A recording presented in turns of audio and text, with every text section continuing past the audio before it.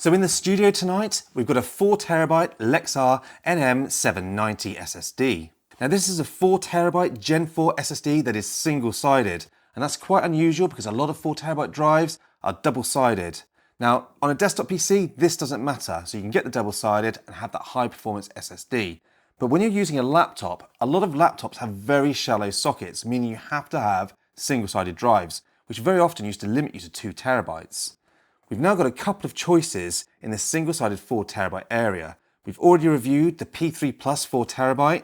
Now that drive is 4TB and Gen 4, but the performance was quite lackluster and was only good for very short bursts and maybe reading a games library. Certainly wasn't good enough for a primary drive unless you were desperate. So fingers crossed today, this will take the mantle of the best single-sided SSD. We will be testing it against that P3 Plus and also against more premium 4TB drives such as the SN850X to see if this one can take the crown as the best single-sided 4TB drive. So we're going to be installing this drive in my Razer Blade 16, which is a thin and light gaming laptop. And this is kind of the worst case scenario for an SSD. Because they are so thin and light, there's very little airflow and heat is often an issue. And also, it will only take single-sided drives. So this is the perfect candidate for something like this Blade 16. Now installing the drive is very straightforward. I use a T5 driver to take the few screws off the base plate and remove that base plate, giving me instant access to my SSD drives. Now I've already got my primary drive installed.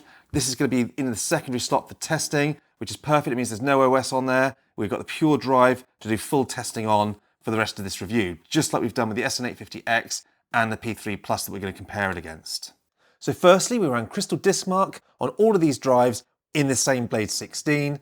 We ran 5 tests on each of the categories in Crystal Disk Mark so that we could not only get a good average on each of these drives, but also push that temperature up because it really does torture these SSDs. And we really want to see how hot they actually get whilst they're in a laptop.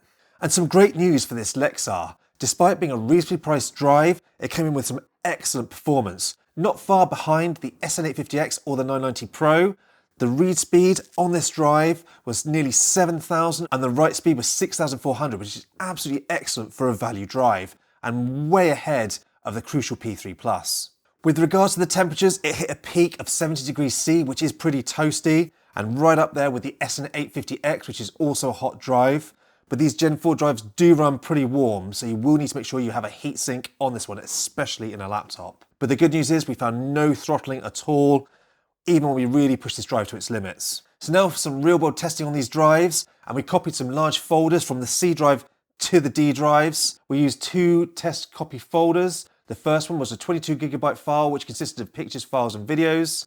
The second is a 144GB game file, Call of Duty Modern Warfare in this case, which is a very large game. And looking at the results of both these copies, there's very little difference between the Samsung, the Western Digital, or the Lexar, which is very, very impressive considering the value proposition of this actual drive, and came in light years ahead of the crucial P3 Plus. Just shows you how good this drive actually is. So as always, if you've got any questions, pop it in the comment section down below and I will get back to you. And lastly, thank you for watching.